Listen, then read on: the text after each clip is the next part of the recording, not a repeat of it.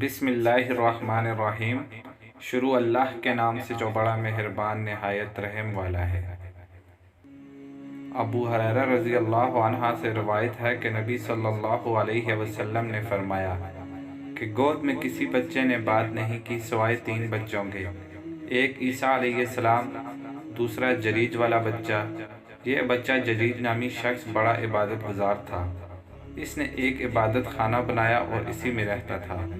وہ نماز پڑھ رہا تھا کہ اس کی ماں آئی اور اسے بلایا کہ اے جریج، تو وہ دل میں کہنے لگا یا اللہ، ایک طرف میری ماں ہے تو دوسری طرف میری نماز، میں نماز پڑھے جاؤں یا اپنی ماں کو جواب دوں؟ آخر وہ نماز میں ہی مصروف رہا۔ اس کی ماں پکار کر واپس چلی گئی۔ پھر جب دوسرا دن ہوا تو وہ پھر آئی اور پکارا اے جریج۔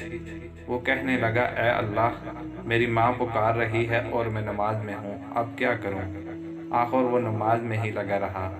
پھر اس کی ماں اگلے دن پھر آئی تو وہ نماز پڑھ رہا تھا۔ اس نے پکار لگائی اے جریج۔ وہ کہنے لگا کہ اے رب، ایک طرف میری ماں ہے اور ایک طرف نماز۔ بہرحال وہ اپنی نماز میں ہی مشغول رہا۔ اس کی ماں نے کہا یا اللہ، اس کو اس وقت تک وفات نہ دینا جب تک یہ فاحشہ عورتوں کا منہ نہ دیکھ لے، یعنی اس سے اس کا سابقہ نہ پڑے۔ پھر بنی اسرائیل میں جریج کا اور اس کی عبادت کا چرچا ہونے لگا۔ اور بنی اسرائیل میں ایک بدکار عورت تھی جس کی خوبصورتی ضرب المثل تھی۔ وہ بولی اگر تم کو ہو تو میں جریج کو ابتلا یا فتنہ میں ڈالوں۔ پھر وہ عورت جریج کے سامنے گئی لیکن جریج نے اس کی طرف توجہ نہ کی۔ آخر وہ عورت ایک چرواہے کے پاس گئی جو اس کے عبادت خانے میں آیا کرتا تھا اور اس سے زنا کرایا، جس سے وہ حاملہ ہو گئی۔ جب اس نے بچہ جنا تو کہنے لگی یہ بچہ جریج کا ہے۔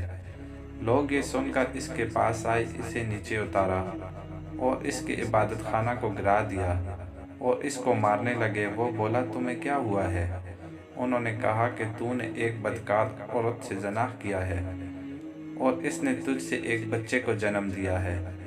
جریج نے کہا وہ بچہ کہاں ہے؟ لوگ اس کو لائے تو جریج نے کہا ذرا مجھے چھوڑو، میں نماز پڑھ لوں۔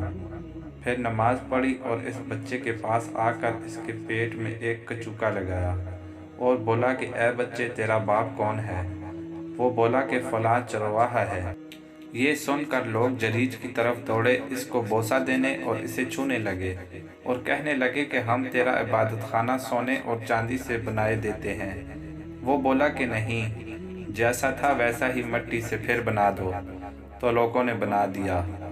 تیسرا بنی اسرائیل میں ایک بچہ تھا جو اپنی ماں کا دودھ پی رہا تھا کہ اتنے میں ایک بہت عمدہ جانور پر ایک خوش وضع خوبصورت سوار گزرا۔ تو اس کی ماں نے اس سوار کو دیکھ کر کہنے لگی یا اللہ، میرے بیٹے کو اس سوار جیسا بنا دے۔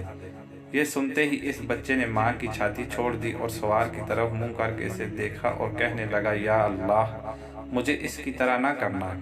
اتنی بات کر کے وہ بچہ پھر پستان کی طرف متوجہ ہوا اور دودھ پینے لگا۔ ابو ہریرہ رضی اللہ عنہ نے کہا کہ گویا میں اس وقت نبی صلی اللہ علیہ وسلم کو دیکھ رہا ہوں کہ آپ صلی اللہ علیہ وسلم نے اپنی شہادت کی انگلی کو چوس کر دکھایا کہ وہ لڑکا اس طرح چھاتی چوسنے لگا۔ پھر ایک لونڈی ادھر سے گزری جسے لوگ مارتے جاتے اور کہتے تھے کہ تو نے زنا کیا اور چوری کی ہے۔ وہ کہتی تھی کہ مجھے اللہ تعالیٰ ہی کافی ہے اور وہی میرا وکیل ہے۔ تو اس کی ماں نے کہا یا اللہ، میرے بیٹے کو اس کی طرح نہ کرنا۔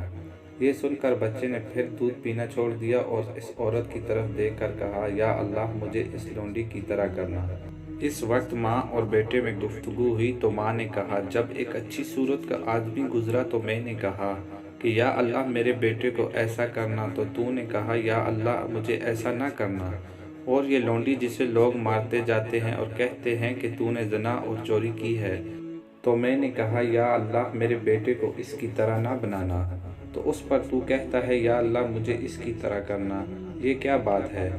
بچہ بولا وہ سوار ایک ظالم شخص تھا۔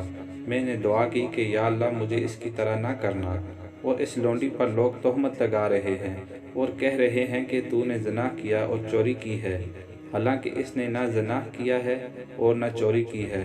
تو میں نے کہا یا اللہ، مجھے اس جیسا بنا دے۔ سبحان اللہ۔